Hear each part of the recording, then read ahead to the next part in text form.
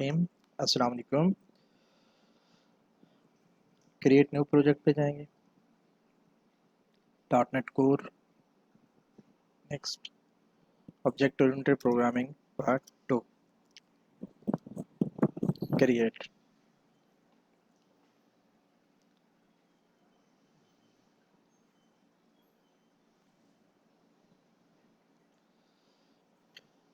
आज के जो हमारे टॉपिक्स हैं मैं यहाँ पे पेस्ट कर देता हूँ।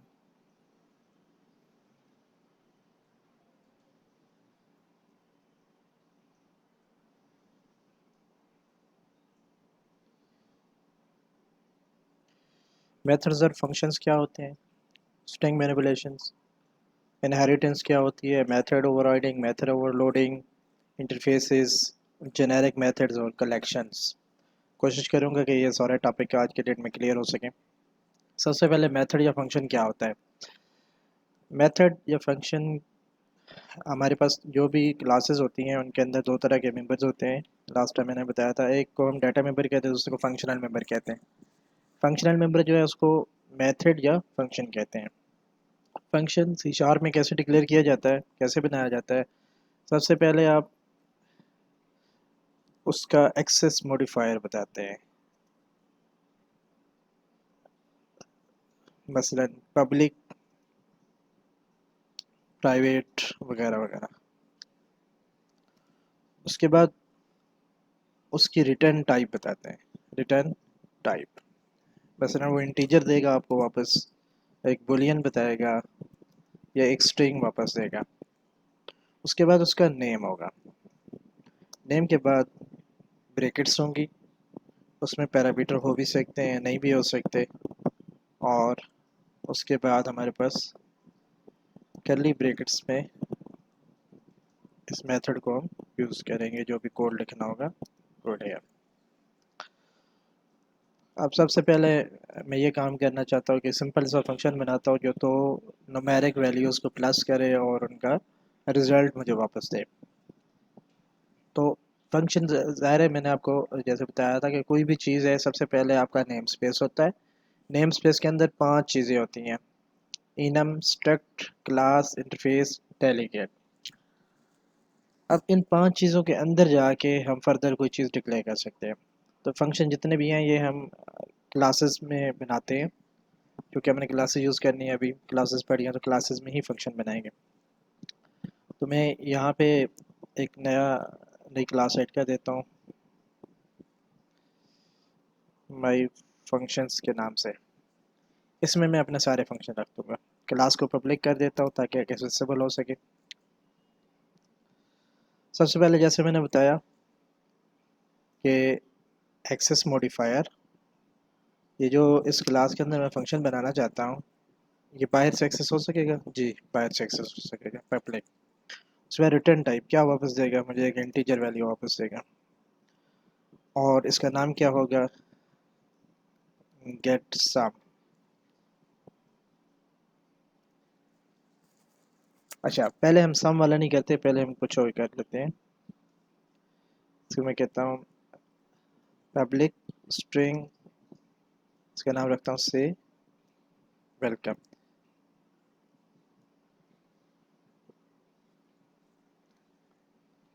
जब भी आप इस मेथड को कॉल करेंगे ये आपको क्या रिटर्न करेगा, रिटर्न।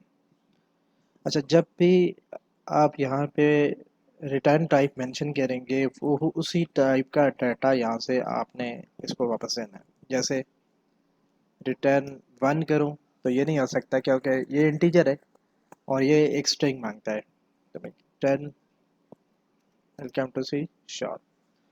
बस ये एक छोटा सा फंक्शन है, जब भी आप इसको कॉल करेंगे ये आपको एक वापस वैल्यू देगा और वैल्यू होगी वेलकम टू सी शार्प। अब इस फंक्शन को हम यूज़ करते हैं यहाँ पे प्रोग्राम में। var data is equal to, अच्छा सबसे पहले ये कि ये जो फंक्शन बनाया क्लास के अंदर है, तो इस फंक्शन को यूज़ करने के लिए मुझे क्लास का ऑब्जेक्ट बनाना पड़ेगा, उस ऑब्जेक्ट के साथ ये फंक्शन एक्सेसिबल होगा। तो मैं क्लास का ऑब्जेक्ट बनाता हूँ my function, functions is equal to new my functions. My function का ये एक ऑब्जेक्ट बन गया। इस ऑब्जेक्ट को हमने यूज़ करना है। फंक्शन डॉट, ये देखिए मेरे पास आ गया, 4 पहले से इसके अंदर मौजूद होते हैं जो ऑब्जेक्ट के अंदर से आ रहे होते हैं। मतलब यहाँ पे इनहेरिटेंस में पढ़ेंगे तो देखेंगे ये 4 होते हैं, कहाँ से आ रहे होते हैं। अभी जो हमने बनाया वो ये वाला मेथड है। आप देख लें कि ये मेथड की निशानी है, ये सिंबल देख लें, ये सिंबल मेथड की निशानी है। इसी तरह अगर मैं इसमें कोई प्रॉपर्टी रखता हूँ, जैसे हम लास्ट क्लास में प्रॉपर्टी बनाई थी स्ट्रिंग नेम वगैरह वगैरह, तो यहाँ पे मैं लिखता हूँ डॉट नेम, तो ये देखें ये प्रॉपर्टी का सिंबल है। अच्छा, मैंने फंक्शन को कॉल करना है से वेलकम, अगर मैं यहाँ पे सेमी कॉलन लगाता हूँ ये एरर देता है। क्यों? ये फंक्शन है, फंक्शन के आगे ब्रैकेट्स लगाएंगे तो यहाँ पे कोई ऑप्शन मेरे पास नहीं है, ब्रैकेट ओपन है ब्रैकेट क्लोज है, फंक्शन से वेलकम। तो यहाँ मैं कहता हूँ वार वेलकम मैसेज, ये मुझे वेलकम मैसेज मिल जाएगा। Console dot write line welcome message, control F5 press किया, ये देखें वेलकम टू सी शार्प। ये मैंने एक फंक्शन बनाया जो वेलकम करता है। इस फंक्शन में, फंक्शन के ऊपर क्लिक करके मैं F12 प्रेस करता हूँ, ये मुझे इस फंक्शन पे ले जाता है। ये फंक्शन है सिंपल। अब दूसरा फंक्शन, उसमें मैं ना यूज़र को नाम सेंड करता हूँ और वो उस नाम को वेलकम करेगा। पब्लिक स्ट्रिंग से वेलकम टू यूज़र, ठीक है, एक यूज़र को वेलकम करना है। और यहाँ पे ना मैं यूज़र से इनपुट लूँगा। यहाँ पे मतलब जब भी ये मेथड कॉल होगा, यहाँ यूज़र से मैं मांगूंगा कि मुझे आप अपना नेम बताएं स्ट्रिंग में, और यहाँ मैं करूँगा रिटर्न, जैसे मैंने आपको पहले बताया था डॉलर साइन लगा लें। तो यहाँ आप करेंगे वेलकम, जो कि मैंने नेम वाली वेरिएबल को अगर ऐसे यूज़ करूँ ना डॉट नेम, तो फिर मुझे ये डॉलर साइन लगाने की ज़रूरत नहीं है। लेकिन अगर यहाँ पे स्ट्रिंग में मैं कोर्स भी ले लेता हूँ, दूसरी चीज़ वेलकम जो भी नाम होगा, नाम एंड योर कोर्स इज़, फिर प्लस कोर्स, तो ये मुझे ऐसे लिखना पड़ेगा। ठीक है, फिलहाल मैं एक पैरामीटर के साथ कहता हूँ और रिटर्न में इसी तरह सिंपल कह देता हूँ, डॉलर साइन नहीं लगाता, डॉलर साइन नेक्स्ट लगाऊंगा, वेलकम ने से वेलकम टू यूज़र। अब देखें जब मैं इसको यहाँ पे कॉल करूँगा वार यूज़र वेलकम फंक्शन डॉट से वेलकम टू यूज़र, ये देखें ब्रैकेट ओपन क्लोज किया तो ये एरर दे रहा है। क्यों? जब मैं ये ब्रैकेट ओपन करता हूँ तो ये देखें मुझे कहता है स्ट्रिंग में नेम बताएं, जबकि यहाँ पे मैं आता हूँ, अच्छा यहाँ पे ब्रैकेट ख़त्म करके दोबारा लगाएं तो भी वो बता देता है ये ऐसे, और कंट्रोल शिफ्ट स्पेस प्रेस करें तो भी बता देता है। ये देखें इसमें कह रहा है स्ट्रिंग में माई फंक्शन से वेलकम, यहाँ पे कुछ भी नहीं चाहिए, लेकिन यहाँ पे आता है तो ये मुझे कहता है नेम बताएं, नेम बता देता हूँ। रन किया, अच्छा ये मैंने ले तो लिया वेलकम यूज़र में से, लेकिन इसको डिस्प्ले नहीं कराया, तो अब इसको यहाँ पे डिस्प्ले करा देता हूँ, यूज़र वेलकम, ये वेलकम हसनैन। ये हमारे पास फंक्शन था विदाउट पैरामीटर, ये जो अंदर लिखते हैं इसको हम पैरामीटर कहते हैं, और ये था with parameter, with single parameter. मैं यहाँ पे लिखता जाता हूँ विदाउट पैरामीटर, सिंगल पैरामीटर। अब मैं मल्टीपल पैरामीटर वाला बनाता हूँ, इसी को मैं कॉपी करता हूँ, से वेलकम यूज़र फॉर कोर्स, ये नाम रख देता हूँ इसका। स्ट्रिंग में यूज़र से नेम भी लेता हूँ, स्ट्रिंग में कोर्स भी लेता हूँ। अब जैसे मैंने ये ऊपर लिखा था कि मुझे वेलकम ऐसे करना पड़ेगा, तो इस चीज़ से बचने के लिए मैं डॉलर साइन यूज़ करता हूँ स्ट्रिंग के स्टार्ट में, और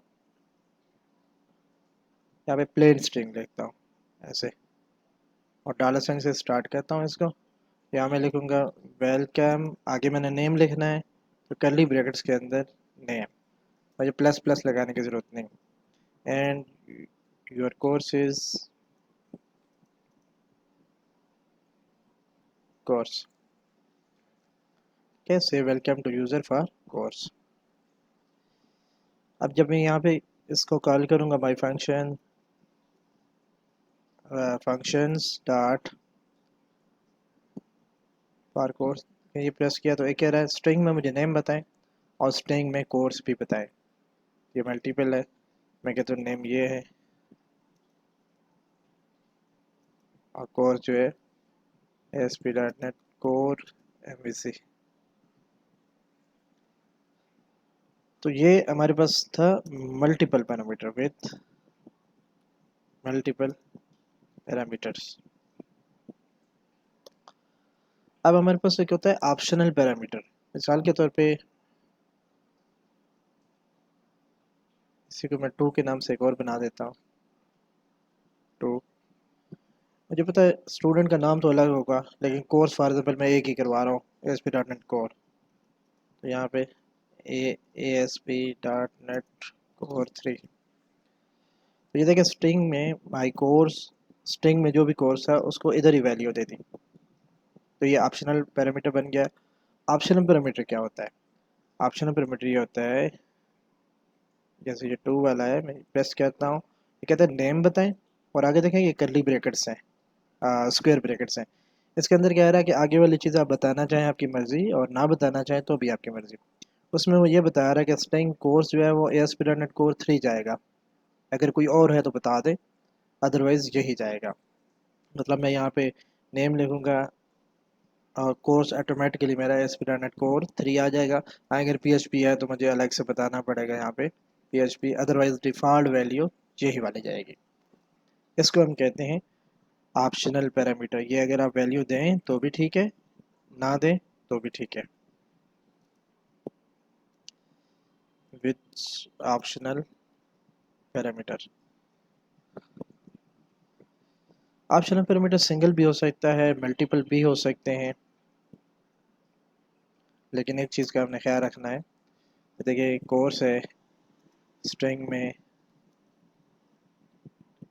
institute is equal to division, institute दे दिया और इसको मैंने 3 कर दिया, तो ये एरर ख़त्म हो जाएगा अभी। अच्छा ये मैंने आगे कॉमर्स क्लोज नहीं किए। याद रखें कि जो ऑप्शनल पैरामीटर होंगे वो आखिर पे लिखने हैं। अगर किसी भी ऑप्शनल पैरामीटर के बाद रिक्वायर्ड पैरामीटर आप नहीं लिख सकते। जैसा कि ये इंस्टीट्यूट है, इंस्टीट्यूट का नाम है, आप मिसाल के तौर पर इसमें डेट टाइम में एडमिशन डेट भी यूज़र से लेते हैं, तो ये आपको एरर देगा। कहता है optional parameter must appear after all required parameter, तो यहाँ पे आप नहीं ले सकते। हाँ, जहाँ से ऑप्शनल पैरामीटर शुरू हो रहे हैं उससे पहले पहले आप कहीं पे भी ले सकते हैं। ये ठीक है, इसमें हमने देख लिया कि without parameter, with single parameter, multiple parameter और विद ऑप्शनल पैरामीटर। अब एक और चीज़ है कि रिटर्न टाइप बाज़ औक़ात नहीं भी होती। हमने मिसाल के तौर पे एक फंक्शन बनाना जो किसी फाइल को डिलीट करेगा, पब्लिक, इसका नाम बोल रखता हूँ डिलीट फाइल, स्ट्रिंग में फाइल पाथ, जो फाइल डिलीट करनी है उसका पाथ दें। यहाँ मैं कोड लिखूँगा, code to delete file, file delete करने का जो भी कोड होगा यहाँ पे लिखूँगा, और वो कोड मुझे वापस अगर कोई चीज़ देता है तो ठीक है, या मैं अपने तरह से तय करूँगा कि फ़ाइल डिलीट हो गई है तो return true, otherwise return false. लेकिन यहाँ पे मैं चाहता हूँ कि बस फाइल डिलीट करने का कोड एग्जीक्यूट हो जाए, फाइल डिलीट हो ना हो उससे मुझे कोई मतलब नहीं है। तो उस सूरत में मुझे ये भूल नहीं भेजना, मैं वापस कुछ नहीं बताना चाहता, बस एक दफ़ा फंक्शन कॉल हो जाए, आगे फाइल डिलीट हो या ना हो इससे कोई मतलब नहीं है। तो यहाँ पे मैं लिखूँगा वाइड, वाइड का मतलब है मैंने कुछ भी नहीं करना। बस इसके अंदर जो भी कोड लिखना है लिखें, कोड एग्जीक्यूट हो जाएगा, कोड वापस आपको कुछ भी नहीं देगा। कैसे?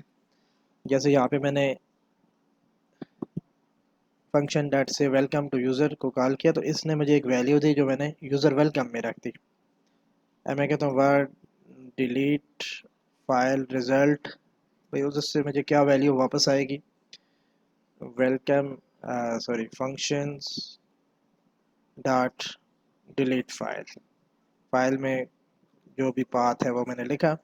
अब देखिए मुझे एरर दे रहा है, क्यों दे रहा है? मैं इसके ऊपर कर्सर लेके आता हूँ, कहता है can not assign void to an implicity type variable. जब वो कुछ चीज़ वापस देता ही नहीं है तो फिर आप किसी वेरिएबल में कैसे स्टोर करवा सकते हैं? तो ये आपको कुछ भी वापस नहीं देगा। ठीक है, फिर बताता हूँ फंक्शन जो है प्रोग्रामिंग पार्ट में रीयूजेबल पार्ट होता है जिसको आप बार बार यूज़ कर सकते हैं, और ये पैरामीटर के बगैर होता है। पैरामीटर के साथ, सिंगल पैरामीटर के साथ भी होता है, मल्टीपल पैरामीटर के साथ भी होता है, और ऑप्शनल पैरामीटर के साथ भी होता है, और इसका रिज़ल्ट हो सकता है वापस हमें ना मिले, एम्प्टी हो यानी कि वाइड हो, जो रिज़ल्ट ना दे, सिर्फ एग्जीक्यूशन करे। ये हमारे पास फंक्शन थे। अब यहाँ पे इनको फंक्शन कहते हैं, सी शार्प की ज़बान में इनको हम मेथड्स कहते हैं। अब यहाँ पे हमारे पास मेथड ओवरलोडिंग होती है। ओवरलोडिंग क्या है? अगर यहाँ पे आप देखें ना, जैसे ये मैं कॉल करता हूँ ना फंक्शंस डॉट, तो ये देखें जितने ही इसके साथ ये आ रहे हैं सारे, ये ऐसे ही हैं फंक्शन बने हुए। जैसे ये कंसोल डॉट, तो ये देखें ये सारे रीड की, रीड लाइन, ठीक है, ये सारी प्रॉपर्टीज़ हैं। ये इक्वल, ये मेथड था, ठीक है, ये सारे ये प्रॉपर्टीज़ हैं, ये मेथड है। तो हर मेथड को जो मैं कॉल करता हूँ ना, आगे ब्रैकेट प्रेस करता हूँ, जैसे ये हमने कंसोल डॉट राइट लाइन लिखा था, मैं आगे ब्रैकेट प्रेस करता हूँ, तो यहाँ देखें इसमें ना आपके पास आ रहा होता है 1 of 18, जबकि हमने जो फंक्शन बनाया उनमें कोई ऐसा नहीं आ रहा होता। देखिए डिलीट फाइल, इसमें सिर्फ फाइल का पाथ पूछ रहा है। तो ये जब आता है 1 of 19 या 1 of 2 या 3 कुछ भी आता है, तो ये होते हैं मेथड ओवरलोडिंग। मतलब एक मेथड एक से ज़्यादा बार डिफाइन किया जाता है, और उसमें डिफरेंट क्या चीज़ होती है? डिफरेंट ये होती है कि एक में वो स्ट्रिंग वैल्यू ले रहा है, एक पैरामीटर, दूसरे में स्ट्रिंग में फॉर्मेट ले रहा है, ऑब्जेक्ट में एक आर्गूमेंट ले रहा है, तीसरे में खाली ले रहा है, चौथे में बूलियन वैल्यू ले रहा है, यानी डिफरेंट तरीक़ों से वो आपसे इनपुट लेगा। तो यहाँ पे मैं ओवरलोडेड मेथड बनाता हूँ, पब्लिक स्ट्रिंग से वेलकम, बल्कि ये मैंने पहले बनाया हुआ है से वेलकम। अगर आप कुछ भी नहीं लिखेंगे तो वेलकम तो सी शार्प कहेगा। अब मैं लिखता हूँ पब्लिक स्ट्रिंग से वेलकम, नाम वही रखता हूँ, बल्कि ऐसे कहता हूँ, इसी को कॉपी करके पेस्ट करता हूँ। इसमें मैं ये कहता हूँ कि अगर कुछ भी ना कहे तो उसको वेलकम टू सी शार्प कहे, और स्ट्रिंग में नेम अगर बताए, अगर नेम बताए तो फिर मैं कहता हूँ डॉलर साइन लगाया वेलकम, जो भी नेम है बंदे का वो नेम है welcome Asnain to C sharp, ठीक है। और इसी तरह अगर वो स्ट्रिंग में इंस्टीट्यूट भी बताता है to C sharp welcome Asnain to C sharp course from जो भी इंस्टीट्यूट है वो। देखिए मैंने 3 मेथड बनाए, तीनों का नाम सेम है, इनके सिग्नेचर डिफरेंट है। सिग्नेचर का मतलब ये जो आपके पैरामीटर्स हैं इनको कह रहे हैं। एक में कुछ भी नहीं लिया, एक में हमने एक स्ट्रिंग ली, एक में स्ट्रिंग और इंस्टीट्यूट दोनों लिए।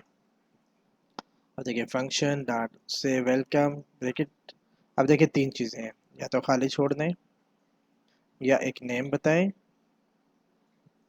या नेम और इंस्टीट्यूट दोनों बताएं। अच्छा, अब आप कहेंगे कि इसके ऊपर तो डिटेल भी आ रही होती है, ये देखिए जब मैं लिखता हूँ तो नीचे कुछ डिटेल भी आ रही है, तो इसके ऊपर हमारे वाले पे डिटेल नहीं आ रही। ये डिटेल लिखने के लिए आप किसी भी फंक्शन के ऊपर 3 दफ़ा स्लैश प्रेस करें, तो यहाँ समरी आ जाएगी। अगर तो simple method for welcome, welcome to user,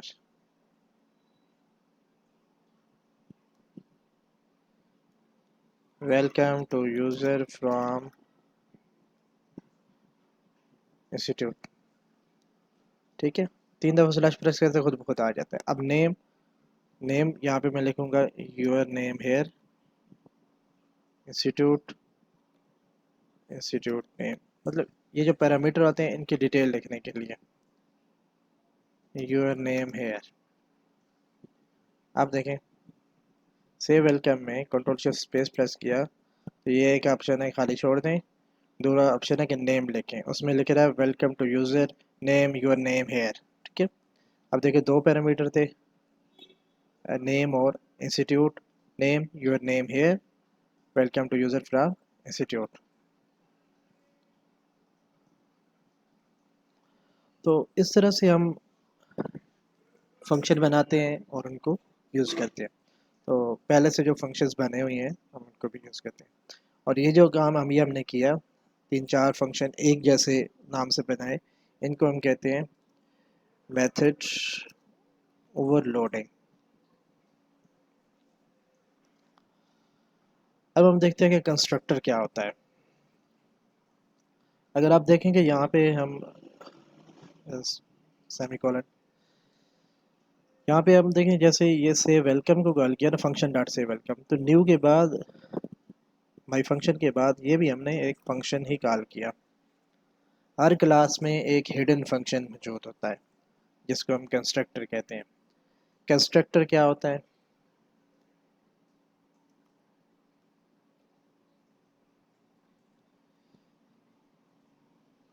constructor hidden method होता है जिसका name like class name, name and no return type,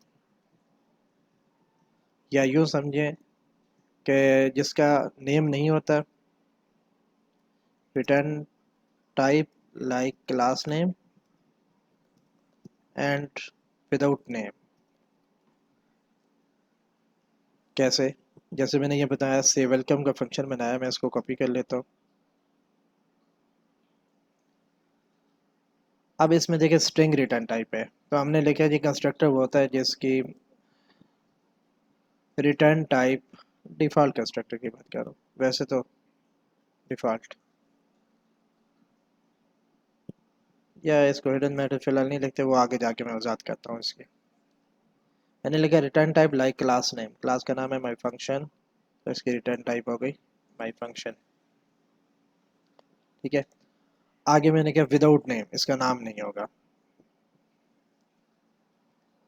तो जाहिर है ये फिर कोई चीज़ रिटर्न भी नहीं करेगा। अब चूंकि ये कोई चीज़ रिटर्न नहीं कर रहा, तो चाहे बेशक आप इसको यूँ कह दें कि नो रिटर्न टाइप, वाइड भी नहीं है, वाइड रिटर्न टाइप है ये खुद लेकिन यहाँ पे इसकी कोई रिटर्न टाइप नहीं है, ना वाइड है ना इंट है ना क्लास का नाम है, रिटर्न टाइप नहीं है, नेम लाइक क्लास नेम। बस जिस तरह आप मर्जी इसको याद कर लें। ये जितना मैंने अभी बनाया है इतना हर क्लास में पहले से ही मौजूद होता है। मैं चाहता हूँ कि जब भी क्लास बने ना, क्लास का कोई बंदा ऑब्जेक्ट बनाए, तो वो ये नेम में लाजमन वैल्यू दे। जैसे यहाँ पे बाई फंक्शन बन गई ना फंक्शन, अब functions dot name is equal to, मुझे नेम यहाँ पे आके दिया, लेकिन यूज़र को बाउंड तो नहीं कर सकता ना कोई यहीं पे नेम दे। मैं बाउंड करना चाहता हूँ यूज़र को कि वो इस लाइन पे ही नेम दे दे। ये नहीं हो सकता कि ऑब्जेक्ट बन जाइए और उसमें नेम की वैल्यू ना हो। एग्जांपल देता हूँ स्टॉम्प पेपर की। स्टॉम्प पेपर में आप देखेंगे आपको ब्लैंक स्टॉम्प पेपर कोई भी नहीं देता, जिसके नाम पे इशू किया जाता है उसका CNIC उसके बैक पे लाजमी लिखा जाता है, तब दिया जाता है, इसके अलावा नहीं दिया जाता। वो अपने पास भी नोट करते हैं कि किसको दे रहे हैं और किस मकसद के लिए दे रहे हैं। तो इसका मतलब स्टाम्प पेपर में नेम, CNIC और पर्पस, ये 3 चीज़ें रिक्वायर्ड हैं, और ये लाजमी जब तक यूज़र नहीं देगा हम किसी को दे नहीं सकते। तो यहाँ पे मैं स्टम्प पेपर बना लेता हूँ एक क्लास, ताकि इसको आसानी से समझा जा सके। स्टम्प पेपर उसमें हमारे पास तीन चीज़ें होती हैं। एक होता है स्ट्रिंग बंदे का नाम, CNIC, और पर्पस, और किस डेट को उसने लिया, डेट टाइम, क्रिएटेड ऑन या परचेज्ड ऑन, कब परचेज हुआ। अब देखें, स्टाम्प पेपर का मैंने ऑब्जेक्ट बनाना है, कोई भी काम करना है स्टाम्प पेपर के लिए। यहाँ पे stamp paper, paper is equal to new stamp paper. Stamp paper मिल गया मुझे पेपर। अब पेपर में मैं अपनी मर्जी का नेम लिख सकता हूँ, सम नेम हेयर, ठीक है। और मर्जी का CNIC डाल सकता हूँ। मुझे ये चाहिए कि मैं स्टाम्प पेपर बनाऊँ तो उस वक्त CNIC नेम और पर्पस बता दूँ। ये चेंज नहीं होना चाहिए। विद ऑन डेट भी बता दूँ, ये भी चेंज नहीं होना चाहिए। ये चार चीज़ें ऐसी हैं जो मस्ट हैं और चेंज नहीं होने चाहिए। तो गेट आप ले सकते हैं, कौन सी है, सेट, आप इसको प्राइवेट सेट करें। ये क्लास के अंदर से ही सेट होंगी, बाहर से नहीं होंगी।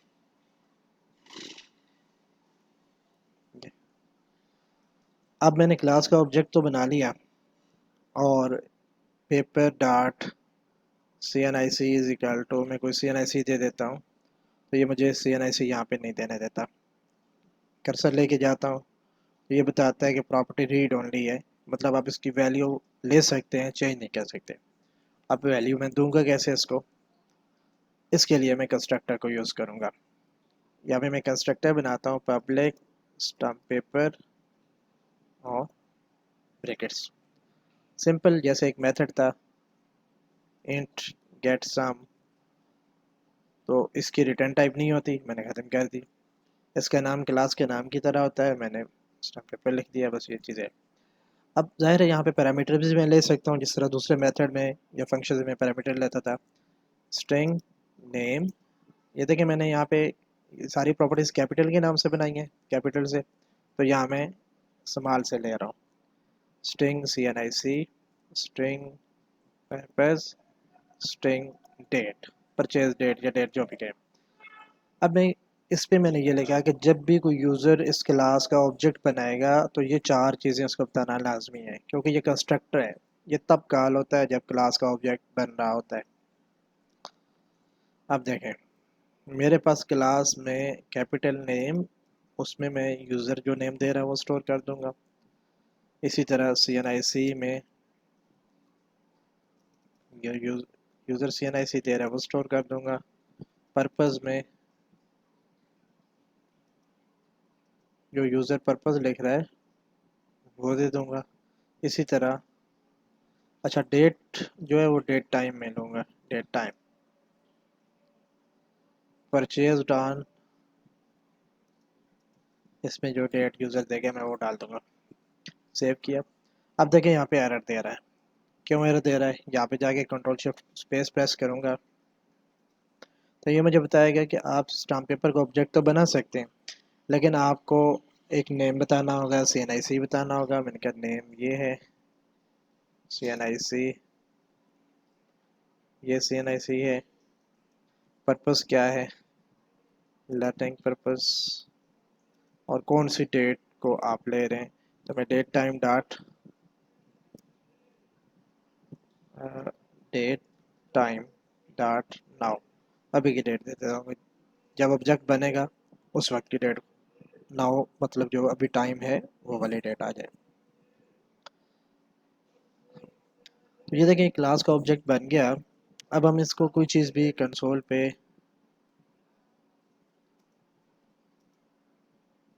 राइट लाइन कह सकते हैं, पेपर डॉट नेम आप ले सकते हैं, पेपर डॉट नेम चेंज नहीं कर सकते,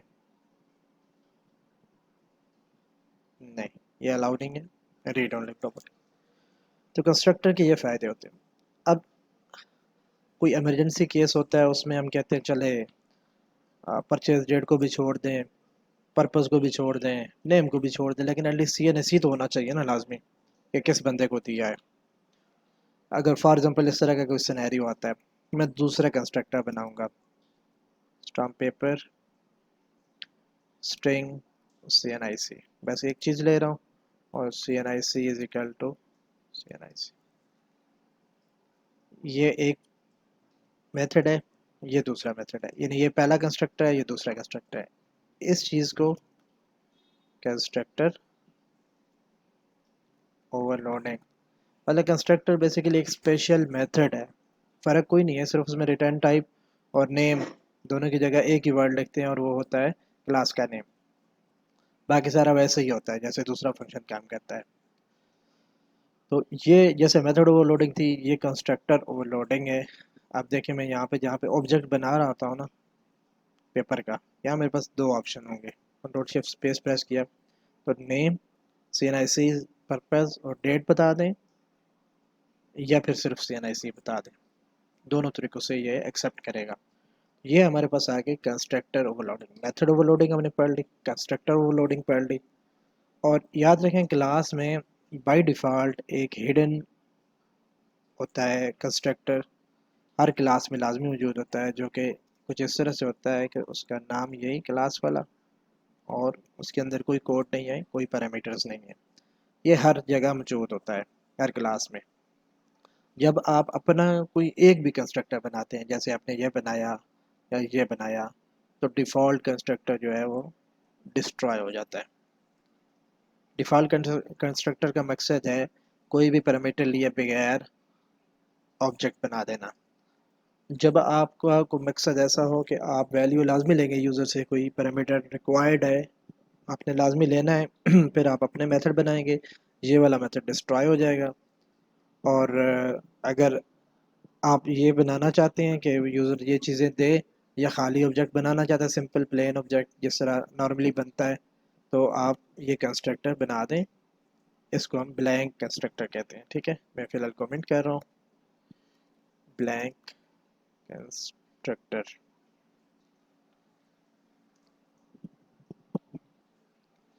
ये तो हमारे पास था कंस्ट्रक्टर और मेथड ओवरलोडिंग। अब हम आते हैं, हमारे पास है स्ट्रिंग मैनिपुलेशन। एक स्ट्रिंग के साथ कैसे काम करना है, स्ट्रिंग के कौन कौन से फंक्शन हमारे पास हैं। मैं इसको रीजन बना देता हूँ।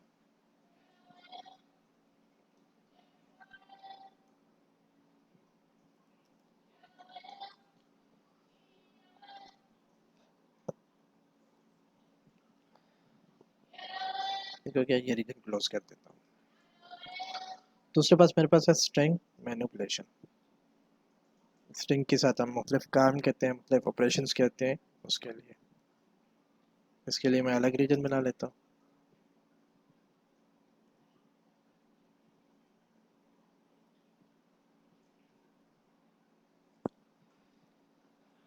कोई भी आप स्ट्रिंग यूज़र से लें या सिस्टम में आप बनाएं, स्ट्रिंग में OBJ के नाम से बना लेता हूँ।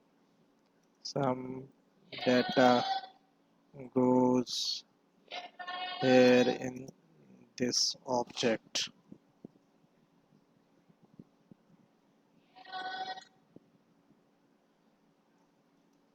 of C#। ये देखें, ये ऑब्जेक्ट है। सबसे पहले मैं इसके करेक्टर काउंट करना चाहता हूँ कि इसमें कितने करेक्टर हैं। जैसे SOME सम 4 करेक्टर हैं, तो console dot write line OBJ dot count OBJ dot length. ये लेंथ इसके करेक्टर काउंट करके मुझे बताएगी कि इसमें कितने करेक्टर हैं। इसमें 40 करेक्टर हैं। अब कभी कभार ऐसा होता है कि कोई एक्स्ट्रा स्पेस हम दे देते हैं स्टार्ट पे या एंड पे, ज़्यादा स्पेसेस दे देते हैं, तो फिर देखिए ये 43 कह रहा है। ठीक है, मैं चाहता हूँ कि ये स्पेसेस इंक्लूडेड ना हो। बीच में स्पेसेस हैं वो तो होने चाहिए, लेकिन स्टार्ट पे और एंड पे स्पेस नहीं आने चाहिए। तो पहले मैंने ये लेंथ की, लेंथ के बाद हमारे पास एक होता है, अच्छा ये देखिए लेंथ के ऊपर मैं कर्सर लेके जाता हूँ तो ये प्रॉपर्टी है, ये देखें। ठीक है, इसके अलावा हमारे पास एक मेथड होता है ट्रिम। ट्रिम में हमारे पास 3 मेथड है, trim, trim and, trim start. Trim and का मतलब है, ये देखिए ये मेथड है, इस पर अगर आप कर्सर लेके जाएं तो ये देखिए ये मेथड का सिंबल दिखा रहा है। मेथड के लिए आप ब्रैकेट्स लगाते हैं, ब्रैकेट्स में वो आपसे पूछ रहा होता है कि अगर आप कुछ बताना चाहें या ना बताना चाहें, इस तरह के ऑप्शन होते हैं। मैंने कहा ये ट्रिम एंड कर दें। एंड का मतलब है कि वो ये दो स्पेसेस ख़त्म कर देगा और इसके अलावा जो है वो काउंट करेगा। ट्रिम स्टार्ट का मतलब है कि वो ये पहली स्पेस ख़त्म कर देगा और आगे काउंट करेगा। और जस्ट आप ट्रिम लिख दें तो स्टार्ट और एंड दोनों जो जगह पे जो एक्स्ट्रा स्पेसेस हैं स्ट्रिंग शुरू होने से पहले और एंड होने के बाद वो ख़त्म कर देगा। ये देखिए ये 43 है और ये 40। इसी तरह स्ट्रिंग के और मेथड्स भी हैं। मैं इसमें से रिप्लेस करना चाहता हूँ कि जहाँ भी सी शार्प है वहाँ पे PHP लिखा जाए। उसके लिए मैं क्या करूँगा, console right line obj dot replace. ये भी देखें ये सारे मेथड्स हैं। रिप्लेस के ऊपर आप कर्सर लेके जाएं तो ये देखें ये मेथड का सिंबल आ रहा है। अब रिप्लेस करने में हमारे पास मल्टीपल ऑप्शंस हैं। कंट्रोल शिफ्ट स्पेस प्रेस किया, कहता है ओल्ड करेक्टर लिखें और न्यू करेक्टर के करेक्टर। ये करेक्टर अभी हमने नहीं पढ़ा तो आगे जाएं। दूसरे नंबर पे कहता है स्ट्रिंग में ओल्ड वैल्यू बताएं और स्ट्रिंग में न्यू वैल्यू बताएं। मैंने कहा स्ट्रिंग में ओल्ड वैल्यू है सी शार्प और न्यू वैल्यू उसकी जगह आ जाए PHP। रन करें, ये देखिए some data goes here in this object of PHP। ये देखिए इसने रिप्लेस कर दिया। इसी तरह इसको आप लोअर केस और अपर केस में भी कर सकते हैं।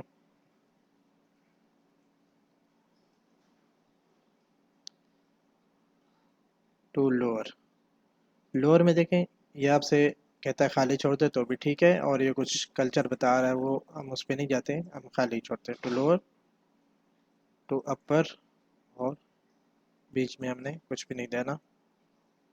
ये रन किया तो ये देखें प्रॉपर जैसे लिखा था, ये देखें लोअर केस में और ये अपर केस में। इसी तरह स्ट्रिंग में से हमने कोई चीज़ फाइंड करनी हो तो स्ट्रिंग में जितने भी डाटा मौजूद होता है वो कैरेक्टर की अरे होती है। अरे को हम बाद में पढ़ेंगे, फिलहाल आप यूँ समझ लें कि ये सारा जितनी भी एक स्ट्रिंग है ये एक एक ऑब्जेक्ट से मिलके बनी है और हर एक की पोजीशन है, एक एक कैरेक्टर से मिलके बनी है। कैरेक्टर की पोजीशन है 0 पे स्पेस है, 1 पे S, 2 पे O, 3, 4। ठीक है, या मैं यूँ भी कह सकता हूँ कि 0 पे स्पेस और 1 पे सम। 1 का मतलब है कि 1 का S जो है वो स्टार्ट हो रहा है सम से। अब यहाँ पे मैं ढूंढना चाहता हूँ कि क्या इस स्ट्रिंग के अंदर सम कंटेन कर रहा है या नहीं। तो obj dot index of, index of, index of का मतलब ये है कि इसमें से किसी भी चीज़ की पोजीशन आप मालूम करना चाहते हैं। जैसे आप सी हैश की पोजीशन मालूम करना चाहते हैं, ये स्ट्रिंग में आपने देना है। कंट्रोल F5 प्रेस करें, सी हैश की पोजीशन है 39, टोटल 40 कैरेक्टर हैं स्पेसेस को हटा के। तो ये देखें ये 40 नंबर पे है तो ये 39 पे आप सी हैश लिखेंगे वो सी का आपको बताएगा 39। अब अगर मैं सी हैश के आगे कुछ ऐसा लिख देता हूँ जो इसमें कंटेन नहीं कर रहा तो ये क्या बताएगा। अब देखें ये 0 से स्टार्ट हो रही है और अनवर्ड आगे जा रही है। मसलन इसके जो कैरेक्टर हैं वो ऐसे हैं 0, 1, 2, 3, 4। अगर मैं कहूँ कि इसकी पोजीशन -1 है तो -1 का मतलब ये होगा कि ये स्ट्रिंग से बाहर है, यानी कि स्ट्रिंग के अंदर कंटेन नहीं कर रही। कंट्रोल F5 करें, ये देखिए सी हैश ए वो इस स्ट्रिंग में नहीं था, इसने पोजीशन -1 बताई। -1 का मतलब है कि जो चीज़ आप ढूंढ रहे हैं वो स्ट्रिंग के अंदर नहीं है, स्ट्रिंग के बाहर हो सकती है। ठीक है, स्ट्रिंग स्टार्ट होने से पहले मौजूद होगी, स्ट्रिंग के अंदर नहीं होगी, मतलब मौजूद नहीं है। ठीक है, इसी तरह आप यहाँ पे obj डॉट लगे हैं तो आपके पास बहुत सारे मेथड आते हैं। सब स्ट्रिंग, सब स्ट्रिंग में स्टार्ट इंडेक्स बताएं और लेंथ बताएं।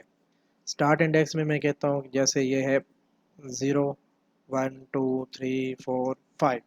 स्टार्ट इंडेक्स 5 बताता हूँ और लेंथ 4 बताता हूँ तो ये मुझे सिर्फ देगी डाटा, ये स्टोर कर देगी। देखिए क्या इतना काउंट किया था, 1, 0, 1, 2, 3, 4, 5 और 6।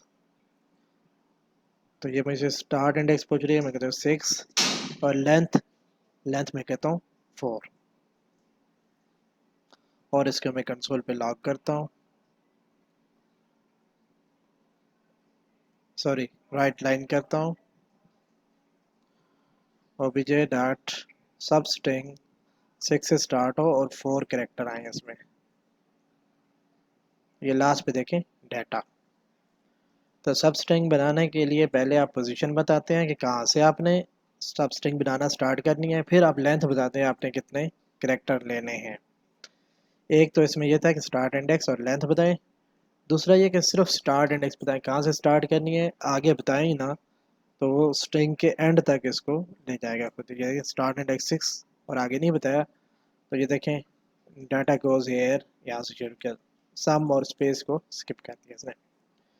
इसी तरह obj डॉट ट्रिम में इंडेक्स ऑफ है, ठीक है। और बहुत सारे और भी मेथड्स हैं जिसमें कुछ मेथड होते हैं जैसे हम कॉन्टैक्ट नंबर में किसी कॉन्टैक्ट को सर्च करते हैं, तो ये तीन हमारे पास इंपॉर्टेंट मेथड होते हैं, स्टार्ट विद, एंड विद और कंटेंट्स। मिसाल के तौर पे यहाँ पे मैं कहता हूँ यूज़र से नाम लेता हूँ console dot write line enter your name, user name लिखेगा, var user name is equal to console dot read line, user जो नेम लिखेगा वो नेम में स्टोर हो जाएगा। अब मैं चेक करना चाहता हूँ कि उसके नेम के अंदर मोहम्मद लिखा हुआ आ रहा है या नहीं आ रहा, या उसका नेम मोहम्मद से स्टार्ट हो रहा है या नहीं हो रहा, या उसका नेम जो है वो जैसे महमूद है डी के ऊपर एंड हो रहा है या नहीं हो रहा। ठीक है, अब मैं कहता हूँ console dot write line dollar sign लगाया, योर नेम इज, या बल्कि मैं इसको इफ एल्स लिखता हूँ, if user name dot start with Mohammad, अगर यूजर नेम मोहम्मद से स्टार्ट हो रहा है तो console dot write line your name is starting with Mohammad.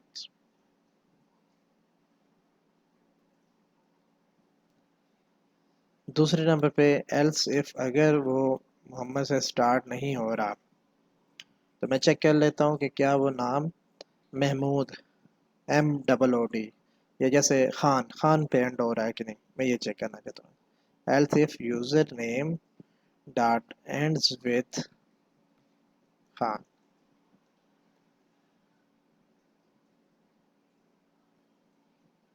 अच्छा ये देखें एक ब्रैकेट क्या हमने लिखा है, ये जो स्टार्ट ब्रैकेट है इसमें कर्सर लेके जाता हूँ तो ये देखें ये दो हाईलाइट हो गई हैं, तो और ये जो ब्रैकेट ओपन किया इसको क्लोज नहीं किया, क्लोज कर लिया और मैं इसमें कहता हूँ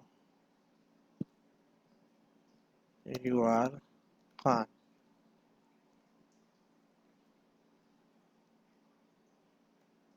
अब इसके अलावा मैं ये देखना चाहता हूँ कि नाम के अंदर जेड का करेक्टर आ रहा है या नहीं आ रहा। ठीक है, ये जैसे फॉर एग्जांपल कोई मिलते जुलते नाम होते हैं, जैसे अरसलान है, उस्मान है, ठीक है, LA अरसलान उस्मान MA, ठीक है, ए समझ ले, मैं चेक करना चाहता हूँ ए नाम के अंदर आ रहा है या नहीं आ रहा, तो एल्स इफ, या जैसे उस्मान है AN, अरसलान है LAN आ रहा है, तो मैं चेक करता हूँ L if user name dot contains AN, अगर यूज़र नेम के अंदर AN आ रहा है तो console dot write line your name contains AN। अब मैं इसको रन करता हूँ, ये मुझसे यहाँ पे नाम पूछ रहा है, मैंने ABC लिख के एंटर किया, देखे कोई चीज़ भी नहीं है क्योंकि इन तीनों में से कोई भी कंडीशन पूरी नहीं। मैं लिखता हूँ यहाँ पे मोहम्मद उस्मान, ये देखें your name is starting with Mohammad. यहाँ पे एक और चीज़ भी है कि अगर मैं मोहम्मद के स्पेलिंग लोअर केसेस में लिख के एंटर करता हूँ तो फिर भी मैच नहीं होता। अच्छा मैं चाहता हूँ कि ये मैच होना चाहिए, चाहे मैं लोअर केस लिखूँ चाहे अपर लिखूँ, बस कैरेक्टर अगर आ रहे हैं प्रॉपर तो ठीक है, केस सेंसिटिव ना हो। तो जैसे कि जब स्टार्ट विद लिखते हैं तो आगे आप कॉमा प्रेस करें, तो ये स्ट्रिंग कंपैरिजन आ रहा है कि स्ट्रिंग को जब कंपेयर करता है तो उसको क्या करना है, string comparison dot ordinal ignore case, कि इसका केस इग्नोर कर दें, चाहे वो अपर केस में हो, लोअर में हो, मिक्स केस में हो, आप इस चीज़ को ना देखें और कंपेयर करें। अब देखें, अब देखिए मैंने अपर लोअर मिक्स करके लिखा, फिर भी इसने कहा कि आपका नाम मोहम्मद से स्टार्ट हो रहा है। तो ये तीन मेथड स्ट्रिंग के स्टार्ट विद, एंड विद और कंटेंट्स। रिप्लेस का आपको बता दिया, यूज़र नेम डॉट। इसके अलावा और भी मेथड्स हैं, लेकिन मेरे ख्याल में हाँ लास्ट इंडेक्स ऑफ, जैसे इंडेक्स ऑफ है वो फर्स्ट इंडेक्स बताता है कि किसी भी चीज़ में आप जैसे ढूंढ रहे हैं, मिसाल के तौर पे पाकिस्तान ढूंढ रहे हैं, string obj1 Pakistan is my country, Pakistan is powerful.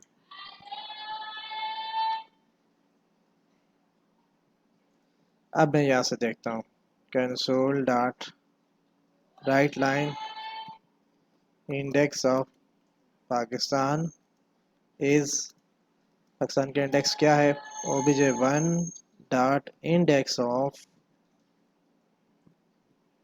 Pakistan. अब ये पाकिस्तान ढूंढेगा कि कहाँ पे पाकिस्तान लिखा हुआ है। तो ये देखें, अच्छा पहले तो नाम पूछ रहा है, मैंने वैसे लिख दिया, इंडेक्स ऑफ पाकिस्तान इज 0, यानी कि स्ट्रिंग के स्टार्ट में ही पाकिस्तान लिखा हुआ है ये। लेकिन मुझे तो इस पाकिस्तान का चाहिए था जो लास्ट पे लिखा हुआ है, Pakistan is powerful, I love Pakistan very much. मैं चाहता हूँ ये जो लास्ट पे पाकिस्तान लिखा हुआ है ना, इसका इंडेक्स है, तो last index of, last index of, ये देखें 53, तो ये 53 यहाँ पे। तो इंडेक्स ऑफ पहला इंडेक्स देता है, लास्ट इंडेक्स ऑफ आखिरी देता है, बीच में जो होता है कहीं पे वहाँ से आपने लेना, तो फिर उसका तरीक़ाकार अलग होता है। वो भी हम आगे जाके पढ़ेंगे अरेज वाले सेक्शन में जाके, कलेक्शन वाले सेक्शन में जाके। इसके अलावा देखते हैं स्ट्रिंग ऑब्जेक्ट में क्या चीज़ें हैं।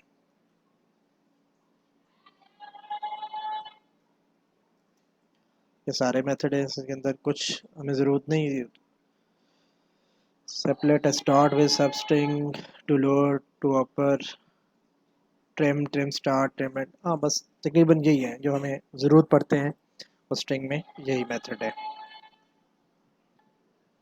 इसके बाद हमारा टॉपिक है इनहेरिटेंस। इनहेरिटेंस में मैं ज़्यादा डिटेल में नहीं जाऊँगा, बस शार्ट सा बता देता हूँ ताकि आपका कंसेप्ट हो। इनहेरिटेंस क्या होती है, इनहेरिटेंस हमारे पास ये होती है कि कुछ कॉमन फंक्शनैलिटी होती है जो हमें हर जगह रिक्वायर्ड होती है। फॉर एग्ज़ाम्पल, मैं अगर एक मोबाइल सेट की बात करूँ तो बहुत सारे मोबाइल ऐसे होंगे जिनकी में बैटरी एक तरह की लगती है, लेकिन सर्किट सबके अलग अलग हैं।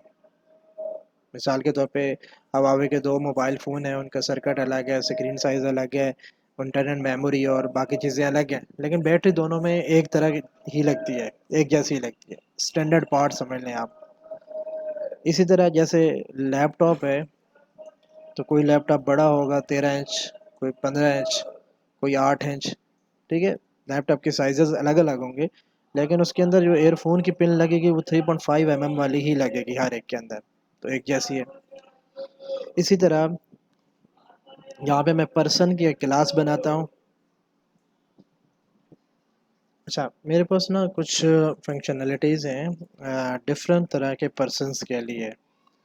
अगर पर्सन स्टूडेंट है तो उसका नेम फॉर्म बी, क्योंकि उसका सी एन एस सी नहीं बना होगा, आमतौर पे छोटे बच्चों की बात कर रहा हूँ, फॉर्म बी होगा। उसका फादर नेम भी हमें चाहिए होगा, होम एड्रेस चाहिए होगा, और इसके अलावा जो है आ, उसका कॉन्टेक्ट नंबर चाहिए होगा,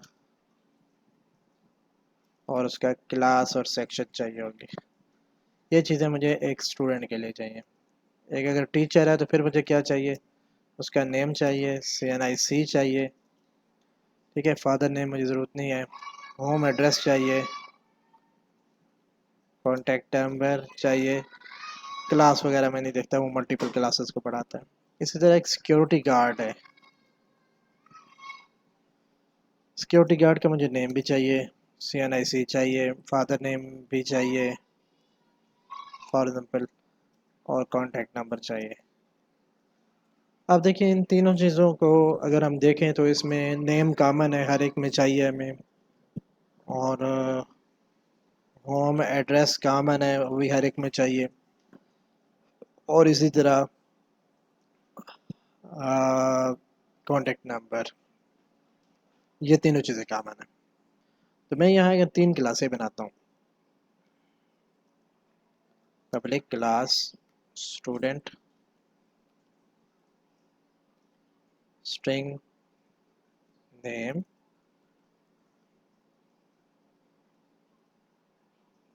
string home address string contact number, ये तो कॉमन प्रॉपर्टीज थी जो तीनों में थी। इसके अलावा स्टूडेंट की अपनी क्या है, फॉर्म बी,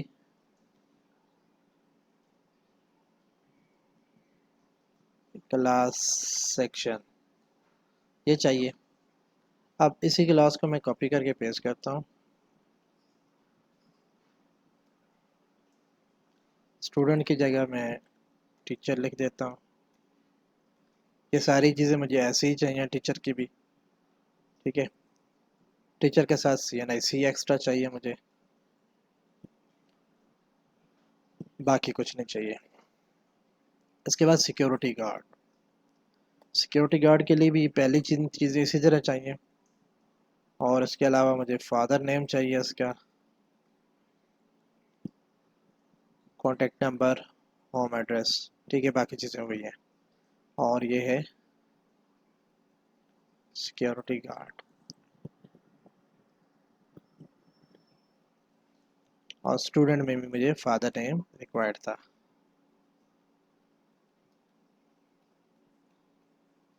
अब अगर आप देखें तो ये 3 प्रॉपर्टीज़ हैं जो यहाँ पे भी लिखी हैं, यहाँ पे भी लिखी हैं, और यहाँ पे भी लिखी हैं। प्रोग्रामिंग में हम कोई भी चीज़ रिपीट करने को अच्छा नहीं समझते कि एक चीज़ हम बार बार लिख रहे हों। कोशिश की जाती है कि कोड को कहीं शेयर्ड करके रखा जाए, एक जगह रखा जाए और तीनों जगह यूज़ किया जाए। अगर मैं ये प्रॉपर्टी इनसे निकाल लेता हूँ, पहले तो मैं इन तीनों के ऑब्जेक्ट बना के दिखाता हूँ आपको।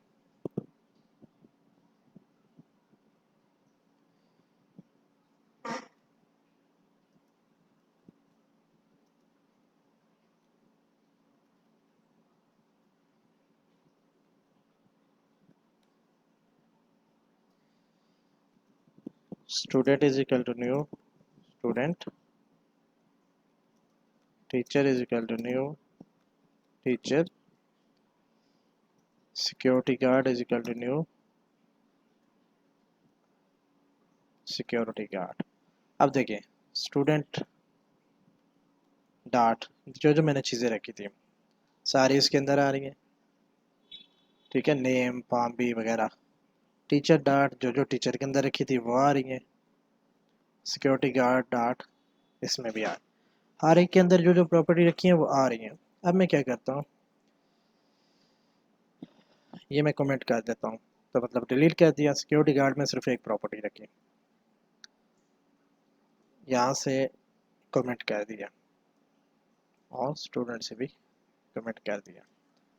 और ये जो कमेंट की है वो मैं यहाँ पर्सनली क्लास में 3 प्रॉपर्टीज़ रख देता हूँ।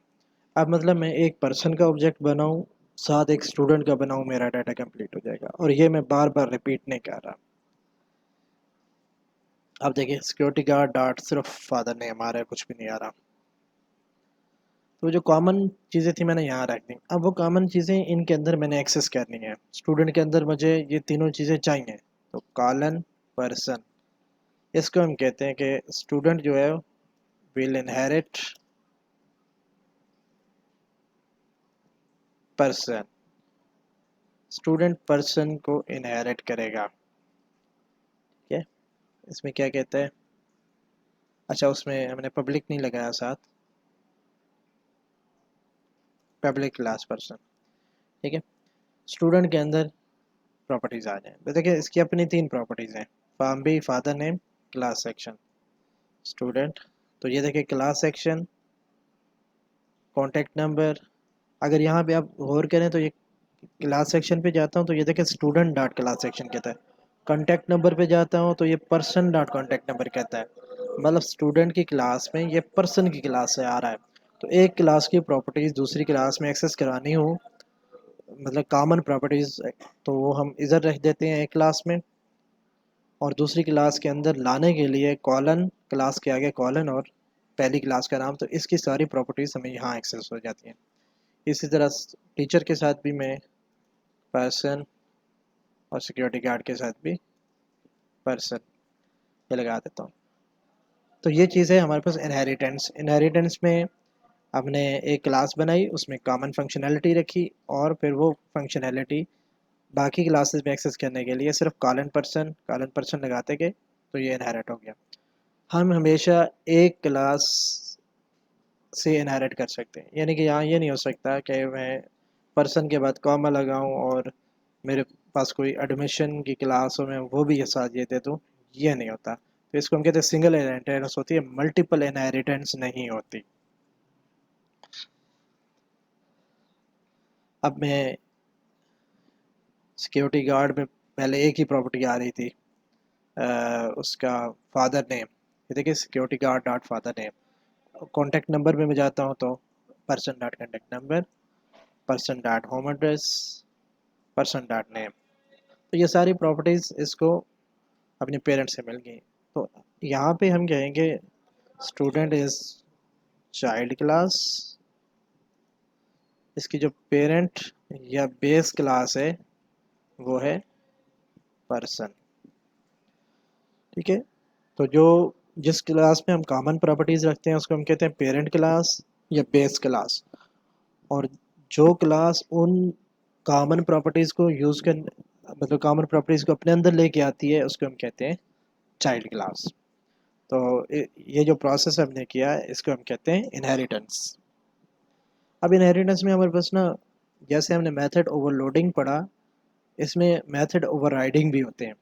ओवरराइडिंग मेथड थोड़ी सी मैं वजाहत कर दूंगा, ज़्यादा डिटेल में नहीं जाएंगे, आगे कहीं पे इसको यूज़ करेंगे तो पता चल जाएगा। ओवरराइडिंग हमारे पास दो तरह की होती है। मेथड ओवरराइडिंग, मेथड ओवरलोडिंग तो पढ़ ली। ओवरराइडिंग, ओवरराइडिंग दो तरह की होती है, एक होती है जो आपको लाजमी ओवरराइड मेथड करना है, और एक आपके पास ऑप्शन होता है कि आप करें तो मर्जी, ना करें तो मर्जी। ठीक है, तो जो ऑप्शनल होती है उसको हम कहते हैं वर्चुअल, और जो मैंडेटरी होती है उसको हम कहते हैं एब्स्ट्रैक्ट। जब भी आप किसी क्लास से कोई चीज़ इनहेरिट करना चाहते हैं तो यहाँ पे आप कोई ऐसा मेथड या फंक्शन बनाएं, जैसे public string get complete details. ठीक है, इसमें कहता हूँ रिटर्न, डॉलर साइन लगाया, योर नेम इज नेम, यहाँ पे जो भी इस ऑब्जेक्ट के अंदर नेम यूज़र ने लिखा होगा वो आ जाएगा, and your address is home address. या क्या, ये एक सिंपल मेथड है। अगर इस मेथड के स्टार्ट में मैं यहाँ पे वर्चुअल लगा दूँ तो इसको हम कहते हैं ऑप्शनल ओवरराइटिंग। मतलब अब मैं पर्सन का ऑब्जेक्ट यहाँ पे बनाऊंगा, स्टूडेंट का ऑब्जेक्ट बनाया मैंने, student dot name is equal to Snain, student dot home address is equal to Rawalpindi, student dot contact number is equal to contact number. और अब मैं कहता हूँ console dot write line student dot get complete detail, ये method call करता हूँ। Control F5, ये पहले जो वो नेम पूछ रहा था वो आ गया। अब ये देखें, your name is Snain and your address is Rawalpindi. तो ये कॉल हुआ और पेरेंट वाले मेथड से कॉल हुआ। कैसे? गेट कंप्लीट डिटेल, ये मेथड यहाँ पे बना हुआ है और यहाँ मैं कहता हूँ ये पर्सन की क्लास में बना हुआ। ठीक है, अभी यहाँ पे मैं इसको कमेंट कर देता हूँ। ये बार बार मुझसे नेम का पूछता है, यहाँ से लेके यहाँ तक जो पूरा मैं कमेंट कर देता हूँ और ये भी यहाँ से लेके यहाँ तक कमेंट कर देता हूँ। अब इन दोनों को क्लोज भी कर देता हूँ ये, अब ताकि वो बार बार मुझसे इनपुट ना ले। अब मैंने यहाँ पे लिखा तो ये देखें पर्सन, पर्सन की क्लास से ये मेथड कॉल हुआ है। हालांकि हमने तो स्टूडेंट का ऑब्जेक्ट बनाया हुआ था, स्टूडेंट से कॉल नहीं हुआ। अच्छा, अब मैं स्टूडेंट की क्लास पे जाता हूँ, F12 प्रेस करूँगा, स्टूडेंट क्लास पे आ जाऊँगा। यहाँ पे मैं सिर्फ लिखूँगा ओवर राइड। ठीक है, ओवर राइड लिख के स्पेस प्रेस करूँगा तो जो जो चीज़ें मैं ओवर राइड कर सकता हूँ वो मेरे पास आ गई।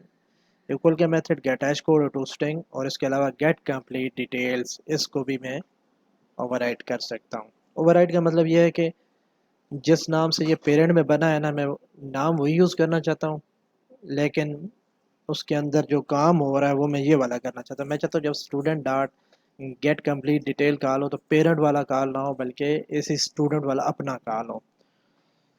तो ये देखिए return base dot get complete detail, ये पेरेंट वाला मेथड कॉल करेगा यहाँ पे।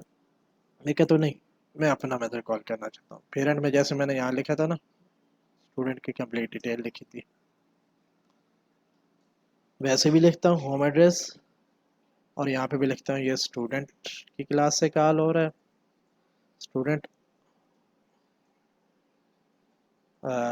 योर क्लास इज़,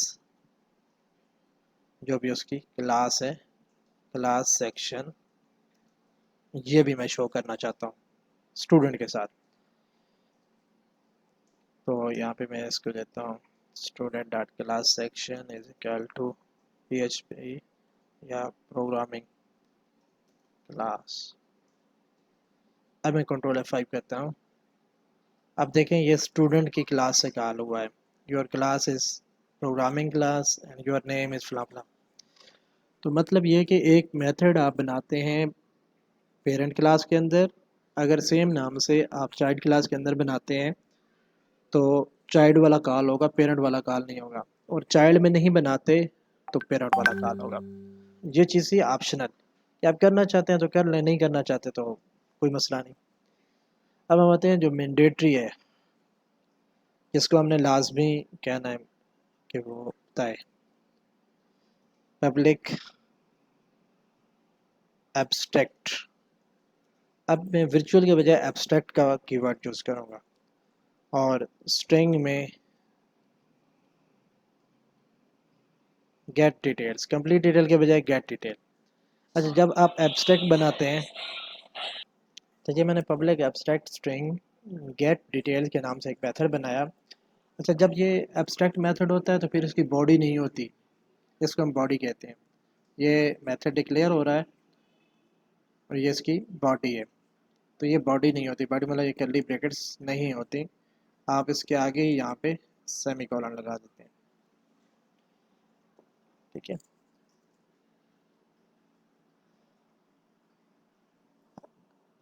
अच्छा कहता है कि person dot get detail is abstract but is contain in non abstract class. तो एब्स्ट्रैक्ट मेथड हमेशा एब्स्ट्रैक्ट क्लास में ही आ सकता है। ठीक है, क्या मतलब?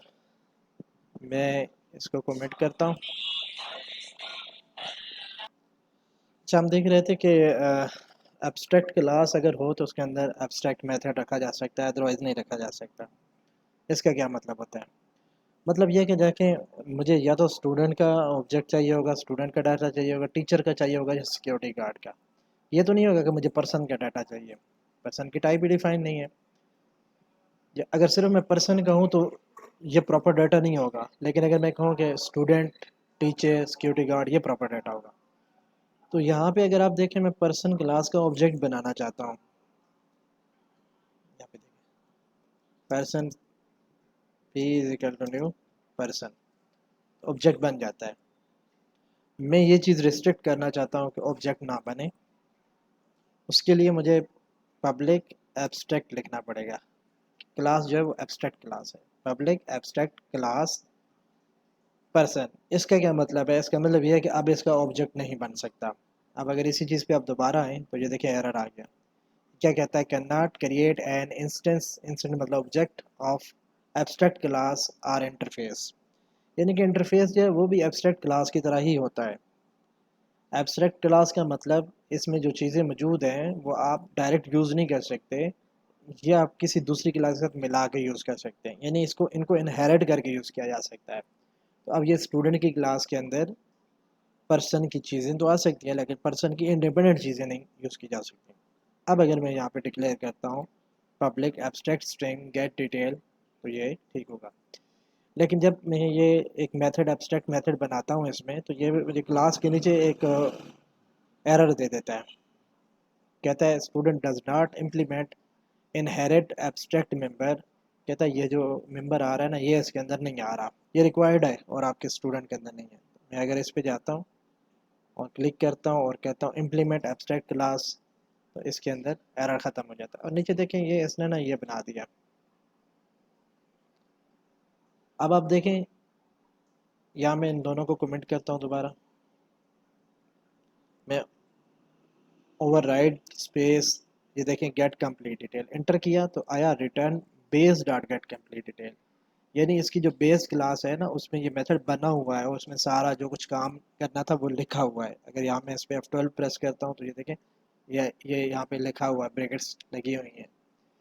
इसके बरक्स दोबारा मैं ओवरराइड लिखता हूँ, यानी उसमें जितने मेथड बने होते हैं एब्स्ट्रैक्ट, वो हमने लाजमन ओवरराइड करने होते हैं, बाकी हमारे पास ऑप्शन है ओवरराइड। तो ये देखें गेट डिटेल, गेट डिटेल पे किया तो बजाय इसने return base dot get detail लिखने के, इसने लिखा throw new not implemented exception, कि ये इम्प्लीमेंट नहीं है। क्यों? इसमें अगर आप यहाँ पे देखें तो इसकी बॉडी नहीं है।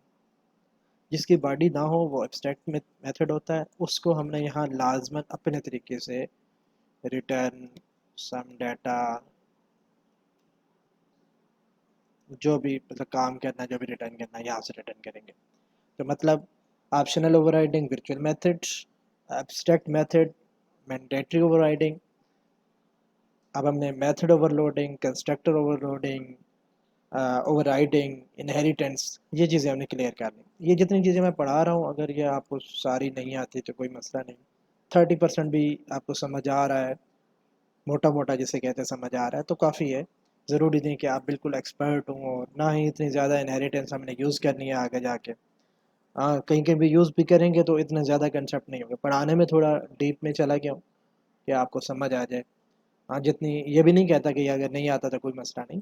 हाँ, आपका काम हो जाएगा, लेकिन एक अच्छा डेवलपर बनने के लिए, एक अच्छे लेवल पर पहुंचने के लिए इन चीज़ों को समझना ज़रूरी है। और ये एकदम से चीज़ें समझ नहीं आती, वक्त के साथ आहिस्ता आहिस्ता चीज़ें समझ आती हैं।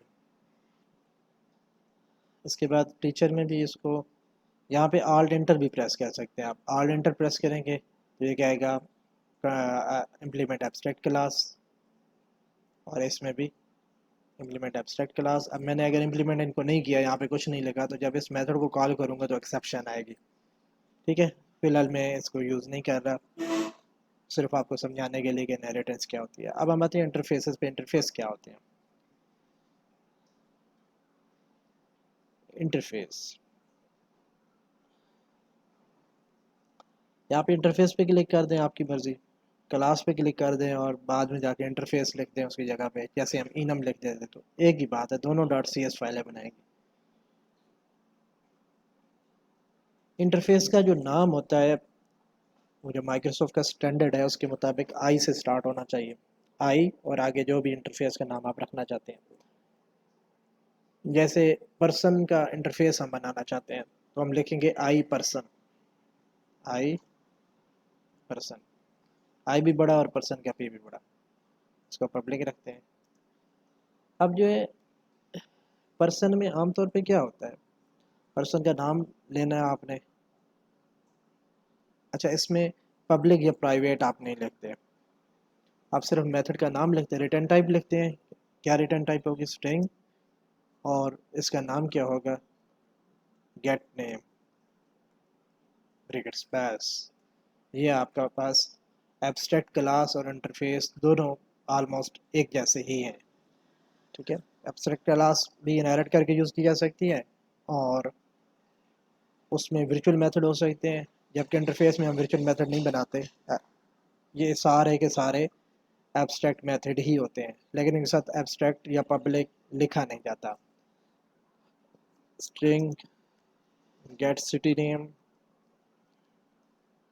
String get complete details, date time, get age, get date of birth.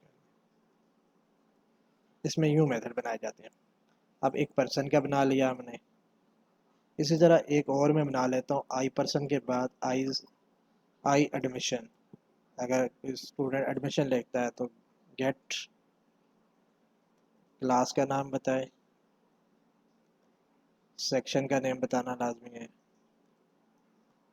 School का एड्रेस बताए और रोल नंबर, ये लाजमी हो।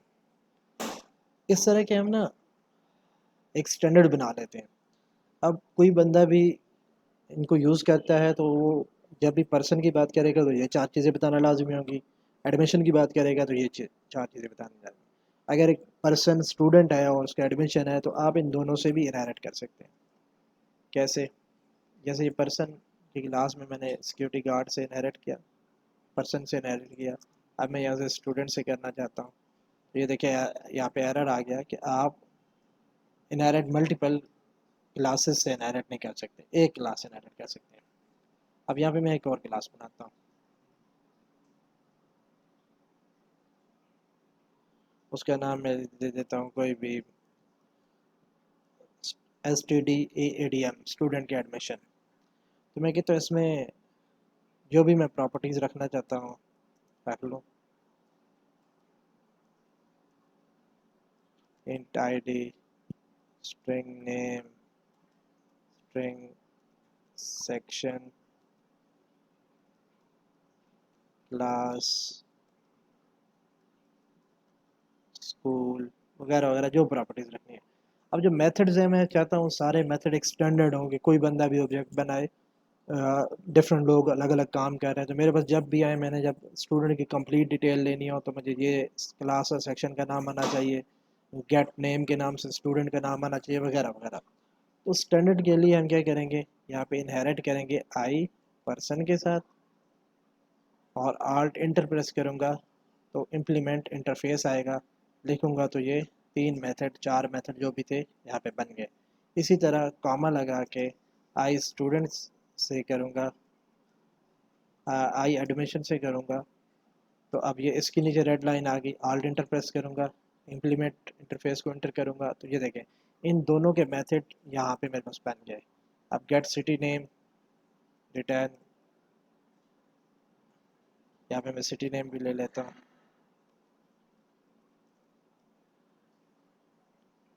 Return city, class name return class,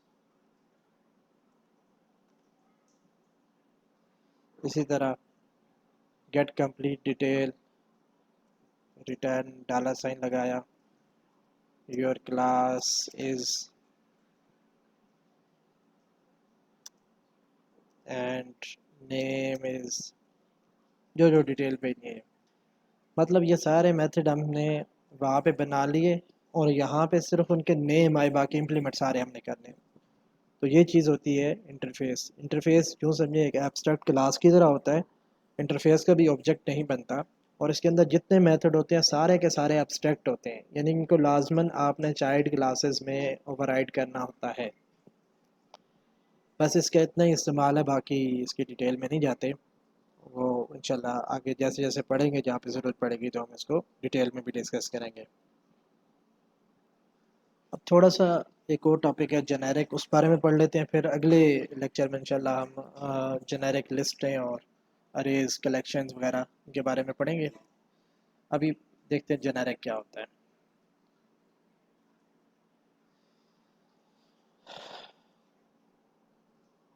generic record के नाम से मैं एक क्लास बना रहा हूँ। डेटाबेस में जो रिकॉर्ड हम रखते हैं उनमें ना हर रिकॉर्ड की एक आइडेंटिटी होती है। कोई बंदा उस आइडेंटिटी को इंटीजर रखता है यानी न्यूमेरिक वैल्यू रखता है, कोई स्ट्रिंग रखता है, कोई GUID रखता है। हर बंदा अपने अपने तरीके से रखता है। तो मुझे क्या करना पड़ेगा, मैं एक क्लास बनाऊंगा, उसमें जो भी प्रॉपर्टीज़ रखनी है, इंट आईडी को इंटीजर में रखा। आईडी मतलब आइडेंटिटी समझ लें, रिकॉर्ड की यूनिक आइडेंटिटी। स्ट्रिंग में नेम, स्ट्रिंग में डिस्क्रिप्शन, बस ये 3 चीज़ें। अब एक बंदा कहता है नहीं मैं इंटीजर में नहीं रखना चाहता, मैं इसको बुलियन में रखना चाहता हूँ, ट्रू या फाल्स, बस 2 ही रिकॉर्ड होंगे डाटाबेस में। एक बंदा कहता है GUID रखूँगा, एक ग्लोबल यूनिक आइडेंटिफायर होता है, बड़ी सी की होती है। पर यानी कि हर बंदा अपने अपने मकसद में अलग अलग करना चाहता है। उसके लिए हम क्या करना पड़ेगा, उसके लिए मैं यहाँ पे एंगल ब्रैकेट लगाऊंगा और टी लिख दूंगा। टी मतलब टाइप, कुछ भी आप लिख सकते हैं, आइडेंटिटी टाइप भी लिख दें आप, और यहाँ इंट की जगह वही आइडेंटिटी टाइप लिखें, या इसको आप सिंपल टी लिखें, इधर भी आप टी लिख दें। अब देखिए जब हम इसका ऑब्जेक्ट बनाने लगेंगे ना, उस वक्त हम तय करेंगे कि इस आईडी की डाटा टाइप क्या होगी। जैसे ये स्ट्रिंग है, ऐसे ही इसकी डाटा टाइप इंटीजर होगी, बुलियन होगी, क्या होगी वो यहाँ पे हम तय कर सकते हैं। पर प्रोग्राम के अंदर गए, हमने यहाँ पे ऑब्जेक्ट बनाया। देखिए पर्सन तो अनसेलेक्ट कर दिया था तो उसका ऑब्जेक्ट नहीं बन सकता। अब यहाँ पे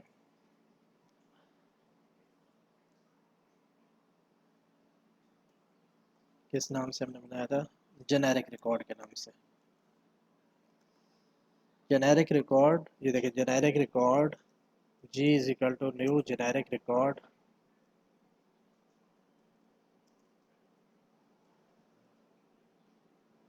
ठीक है, ये देखिए उठा ही नहीं रहा। उसकी वजह ये देखिए जेनेरिक रिकॉर्ड के आगे ब्रैकेट्स भी आए, जो हमने वहाँ पे लगाई थी वो यहाँ पे भी पूछ रहा है। ये देखिए जेनेरिक रिकॉर्ड, ये देखिए इसके आगे ब्रैकेट्स नहीं है, इसके आगे ब्रैकेट्स हैं। ब्रैकेट्स में मुझे यहाँ पे बताना है ये टी जो है अब किस टाइप का होगा। मैं कहता हूँ इंट होगा, GR1 is equal to new.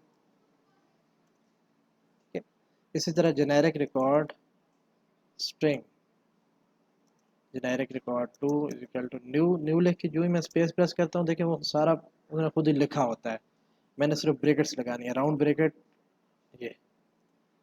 अब देखें GR1 में जो आईडी है ना, उस पर अगर आप कर्सर लेके जाएं तो ये आईडी इंट है, जबकि GR2 में जो आईडी है वो स्ट्रिंग है।